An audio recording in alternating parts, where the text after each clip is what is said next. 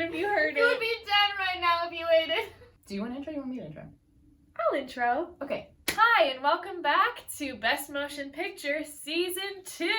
Today, we are talking about The Help and Contagion. Two movies that had probably some... watched recently. Yeah, had some visibility spikes. So, let's start with The Help. You want to start with The Help? I wasn't sure what you wanted to start with. I'm okay with either. I think that The Help will be a nice lead-in because I think we're going to get a little fiery about Contagion. I think we're going to get fiery about both.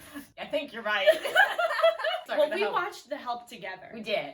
Let's first start with the story. Yeah. I gave the story a 3.5. That's very fair. I gave it a 4. Yeah. Other than one element of the story, I thought it was a great story, but that white savior narrative was too strong for me. Yeah.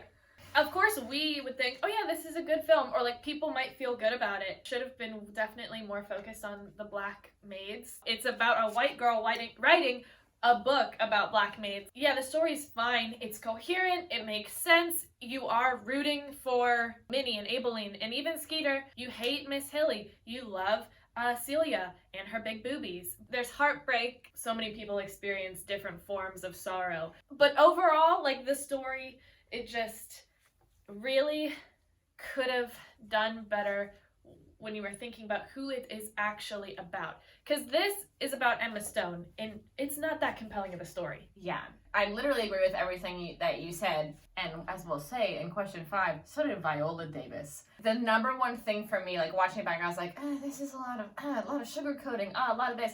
That scene where Skeeter and their two maids are watching Medgar Evers on the TV, and she is front forward on the couch watching it. Oh, this is about her being woke. This is not about their freedom.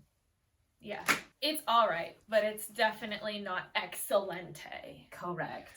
To get personal, I cried every time Jessica Chastain was on screen, who also is like kind of another white savior. Not that I disagree or be like, no, she's not a white savior. She was the only character to just view Octavia Spencer's Minnie as a person. And she asked her for help. She's like, you're a human, I'm a human, you're helping me, we're friends.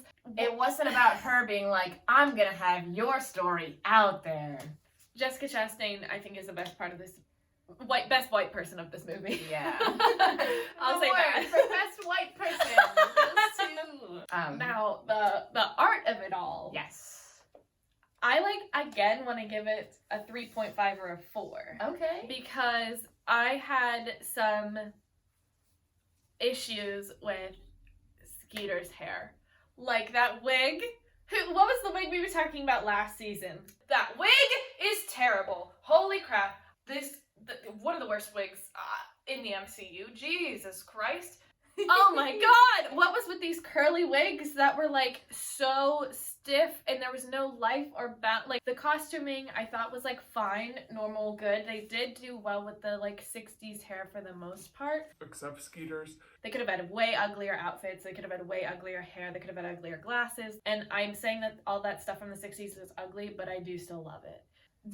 The home decor, there was a lot of thought into that. Like most of the IMDb trivia was about that.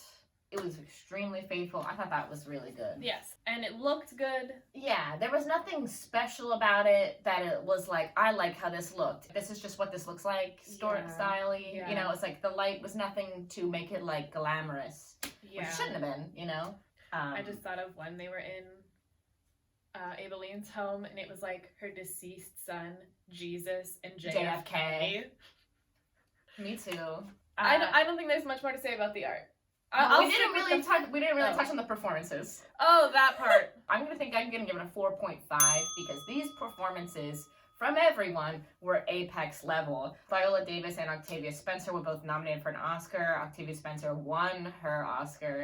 I don't remember if it was Bryce or Jess were nominated as well for supporting actress, but one of them was. Yeah. And this was a good Emma Stone, too. She was like a nerdy girl, but she wasn't like a quirky, like Easy A or Crazy Stupid Love. No, the acting, okay, considering the acting, yeah, I'll make it a 4, because I was like, 3.5, 4. It was very well done. Moving on to the 2011-ness. Netflix of it all. Oh, right, that's 2010. The 2011-ness. This was very popular.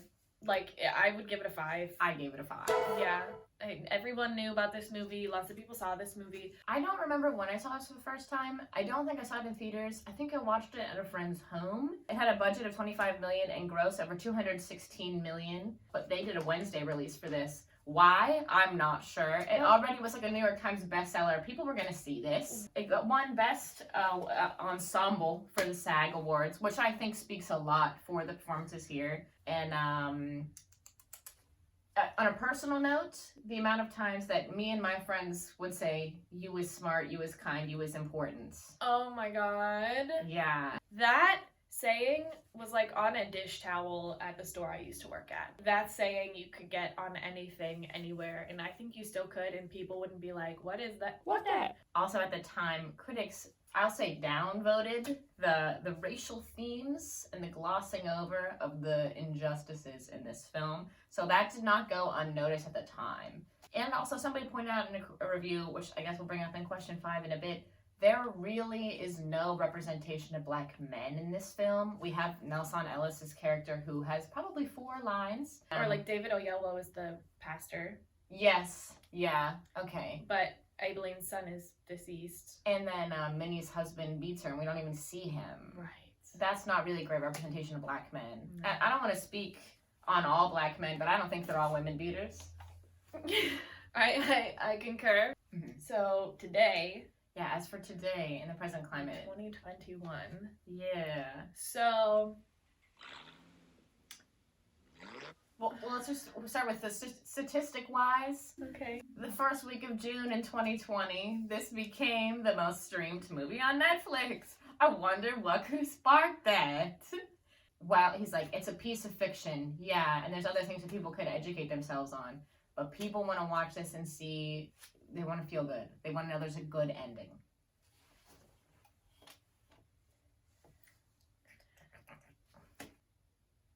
It is so sanitized.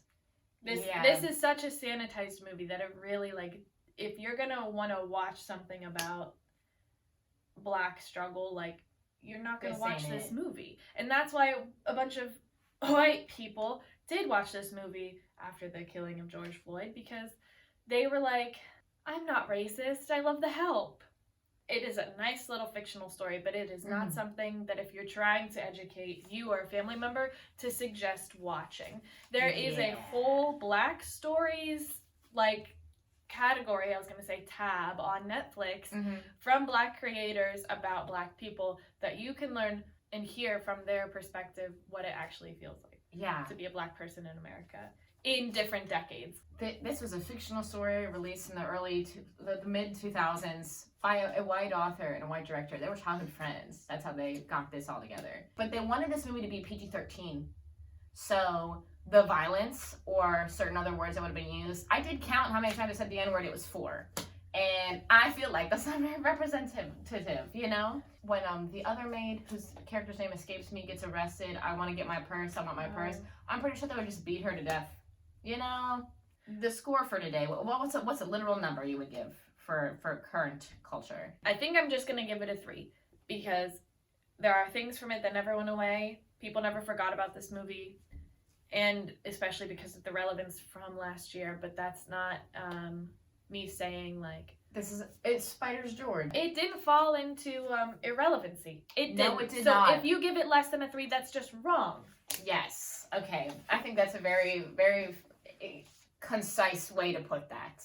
Nobody knew about Winter's Bone when we did it last season, you know? But everyone knows about The Help. That's why we put it up there. So the first episode, you watched it. In current times, both Bryce and Viola have said they would not do this film again because of how it represents black people in that time period and black voices in general.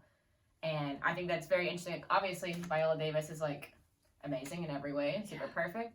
And I really like that Bryce Dallas Howard, who plays the villain here, no, she's like, I still wouldn't take that role because it's not enough. Moving on. Well, marginalized persons is the next one, which we have talked about a bit. This almost goes hand in hand. Like, we've kind of covered this. This movie is about racism. So, We don't need to be like, well, they didn't have anyone that was Asian. They didn't have anyone that was Latino. This was a film about race. In the South, in the America in the 1960s. While they're not representing the way that we would like them to, I think there is fair and ample representation of that person on the screen, you know? I understand what you're saying, yes. Yeah. People of color, black people, you know, and then also gay or LGBTQ representation, that was absolute zero. There was one discussion between Allison Janney and Emma Stone where she went, are you having unchristian thoughts about girls? And then Emma Stone was like, I'm not interested in women, Mom. And I was like, boo, that's a lie. Number-wise, I wanted to give it a 4. I think my I was gonna give it a 3. I think I'm gonna go 3.5. I think we've spoken enough on it, honestly. Because then what? Manson Family Disclosure, I put 9. Yeah, no. Now moving on to Contagion. Contagion. Oh my God. So we talked about this literally like 2 minutes ago off camera, but this was my first time watching Contagion. Let me tell you, it was delicious to watch at this point in the pandemic and be like, da da da da da da. It was great. So I was one of the people that watched this in like April of 2020 because RJ was like, this is just like Contagion, and I said, just like what? I don't remember hearing about this movie at all. That'll be for 2011 relevancy. Yeah. But the story. Yes. I will say, I don't know who wrote it, if it was Steven Soderbergh. Hour 45, hour 46, that's a good movie time. I feel like if this were made today, it'd be like 2 hours and 15 minutes for no freaking reason. The story to time ratio, A+. Yes, and it kept moving. You got in there, you knew who everybody was, where they were, what they were doing. The balance of so many locations and characters. Oh, it was so good. It was really so good. I'm 5. I said 5. It's a really great story. Now, I don't know when I should say this. I gotta say this though at some point. Like, the fact that it's a little bit reflective of what actually is happening in the world right now, though, oh my God, I want to give the story a 0. Like, I hate it. I hate it so much. But, like, as a movie, before the pandemic, like, this, oh my gosh, grip it. Oh, what? This could never happen. Dun, dun, dun, dun, dun, dun, the true icing on the cake of they really did this right was the Jude Law narrative. The Force India! Oh, I don't remember which 2 characters do this little dialogue in the film, but someone says, who says that? The internet, and you believe it? Transcendent. It was so accurate. I can't believe that Jude Law played Tucker Carlson in this film. He played Joe Rogan. Ivermectin. Like, that is correct. Oh my God. When I watched this, there was no ivermectin yet. That only happened like this year. Horsepace only happened this year. Also, I watched it a month into pandemic. Like, that wasn't... Everyone was still like, this is going to be over. No, this is going to be over in like next week. Contagion is a fictional story. It won't last us years. As for the art, what do you give it? I mean, a 4. Okay. You could tell what was on the screen. Yes. The costume, it was just set in present day. So, like, apparently that can be, like, really difficult costuming sometimes because trends are, like, can be so fast. Oh, but yeah. The stuff Matt Damon or his daughter were wearing looked Could have been today. Uh-huh. Maybe, well, I was like, maybe her hair or her prom dress. But I was like, no, her little prom dress was cute. Her hair was, she's 15 or whatever. Like, she's not doing her hair like a glamour squad. Like, she was a regular teen. She wasn't a Jenner. Kate Winslet, puffy jacket, jeans. Like, anything that anyone was wearing, they could be wearing today. It was so easy to follow. You could tell each location was a different location. And they did so well with the graphics and the time cards to be able to show you, which I think goes back to the story to runtime ratio. And then it's the relevancy. Yeah, the 2011-ness. The 2011-ness. I gave it a 1. Yeah. This was not on my radar at all. I had no idea this movie existed until RJ was like, oh, this is just like Contagion. And I was like, what is that movie? I definitely had not seen it before April of 2020. I definitely knew about it when it came out. I also did not see it. I'm giving it a 3 because at the time of the release, it was praised for its accuracy and its ability to predict what it would be like in a pandemic. That statistic that Kate Winslet says of when you touch your face 2,000 to 3,000 times a day has been debunked, which was very important for me to learn. I had to look that up immediately. And in 2012, they had sold 800,000 DVDs of this film for $12 million. It did not make a ton of money. It released the same weekend as The Help, which then was the top at the box office for almost as long as The Sixth Sense had been the top of the box office, and this was the next movie that had like been the top that long since then. When it was made, Scott Burns was more interested in how society would handle a pandemic. Like, that's why he wanted to tell the story. It did an okay job. I think it did an excellent job, which Roger Ebert said that, and I quote, that blogger storyline was vague and irrelevant. Which, wrong. Well, he could not have predicted the internet environment that exists today with podcasting and blogging and Twitter and the Paul brothers and Joe Rogan and Alex Jones InfoWars. Like, Roger Ebert wasn't on that because he had fucking common sense. Of course he thought it was irrelevant and dumb. It is irrelevant and dumb. You make a very good point. Like, I don't know what to say. Welcome to America. No one knows how it's going to evolve, and that YouTubers would be so big and like vlogging and things like that. You know, like I said, the Paul brothers. No one could have predicted the Paul brothers. Is there anything else you wanted to add for the 2011-ness, or do you want to talk about? Because it was hard to find information about this for 2011. Almost everything was about today. If that's a good enough segue into question 4. Yeah, I mean, I think this is a movie still that, even though it is extremely relevant today, like, I'll give it a 4. Mm-hmm. I don't think that this relevancy will make a lasting impact. It's still not gonna incept its way into pop culture. Like, you even said, like, you wouldn't have watched this if we weren't talking about it. Yes. It was viewed a bunch of times on HBO and things. This was the 7th most popular film in iTunes in 2020. It was the most viewed film on HBO Max on March 24th, 2020. And on March 27th, 2020, the cast released a PSA about, hey, this is COVID. This is similar to a movie. Here's things you should be doing to protect your family and friends. And then the Imagine video came out. There were even some rumors some federal governments were using this as a template for what to expect and to prepare for as the pandemic got worse. But I don't think, what did you score it? I give it a 5. I'm giving it a 5. It is really relevant right now. But what if we had been making this video in 2019? We would be like, it's irrelevant. It's so irrelevant. What a flop blah, blah, blah. from Steven Soderbergh. Right. Like I said, I don't think it's really going to, like, there's no memes about it. It's not going to, like, stick with us. Of course, we'll, like, remember it, but we're not going to watch it every year. We're not going to go back and back and back to it. Right. And I'd like to argue we'll probably never go back to it because of how accurate it was. Because if this movie were released today, people would be like, boo! What are you doing? Like, read the room. As for the marginalized persons of this all, what did you give it? I'm going to stick with giving it a 4.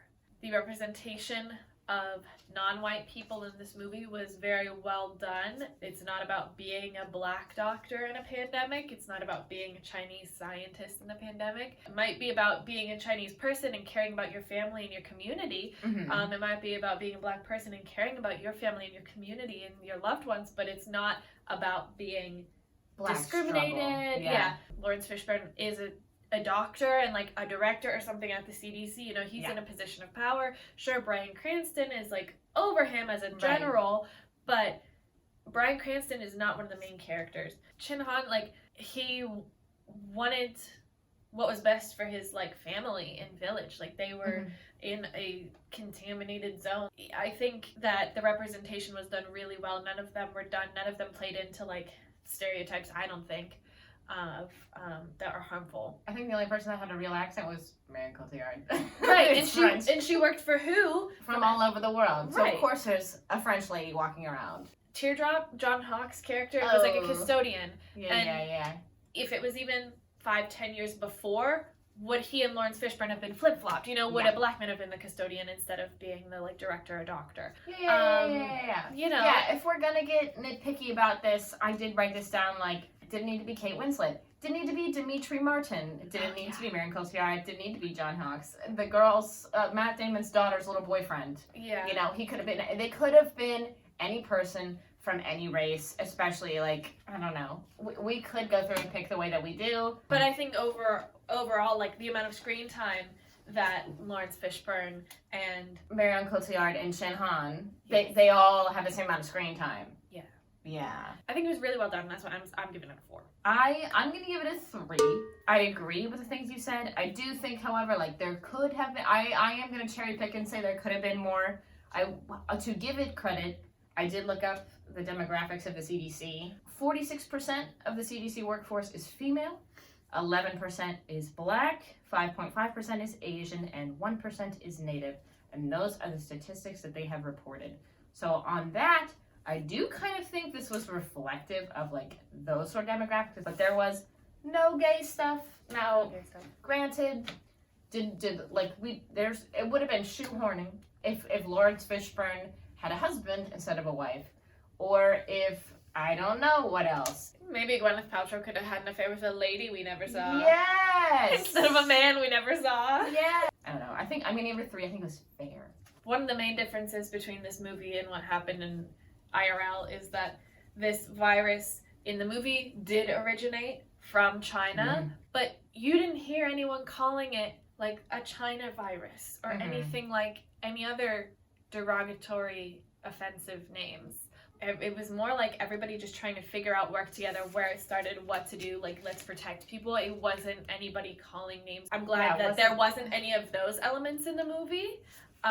You know, maybe Matt Damon's Facebook feed was saying that, but we didn't get to see his Facebook feed. Right. So, right. I think no Manson Family Disclosure. no, I can't even think of what it would be. I think we have, like, almost a reverse Manson Family Disclosure. Just because we've lived it or something? Yeah, because it's like, I understand this so much more, you know, because I've lived it. Like, I know, like, I knew it was going to happen in the movie. I knew they were all going to die. I knew they were going to have to isolate. I knew at some point there would be people wearing masks and there wouldn't be people wearing masks. I do really like how the epilogue is really like the prologue, and it is like, yep, came from a bat, piece of banana that fell out of its mouth, and a pig ate it. A cute little piggy was at a restaurant, and the chef was like, the chef just didn't wash his hands. Then he touched Gwyneth Paltrow's hands, and that's where it started, because he didn't wash his hands. Like, that's you not washing your hands in your bathroom in your own house. We need to wash our hands. We need to protect each other. COVID is real. Thankfully, this fucking illness is not real, because it's like 4 days and 25% of people die. COVID is very real and very harmful, and we need to get vaccinated and protect each other and everything else. Don't eat horse paste. It doesn't work. It's the forsythia of us. If you need something to do in order to help stop the spread, stay at home and watch the next 2 movies we're going to be talking about in the series. War Horse, and Tinker Tailor Soldier Spy. Those movies are available on HBO Max if you have that subscription. If you want to check out any of the other ones, here's our little graphic for what's coming up in this season. And here's our scores from the stuff we just talked about. Leave comments below. Yeah. Like, subscribe, share. Like we said in the intro, we're not doing stinkers, so like, what 2 movies to start off 2011? Oh, yeah. Like, they had such a huge presence last year. They were good. Both of them were pretty decent. So like, definitely, if you haven't seen them and you are like, oh, what are they talking about? Go check them out. All right, thanks for watching. Bye.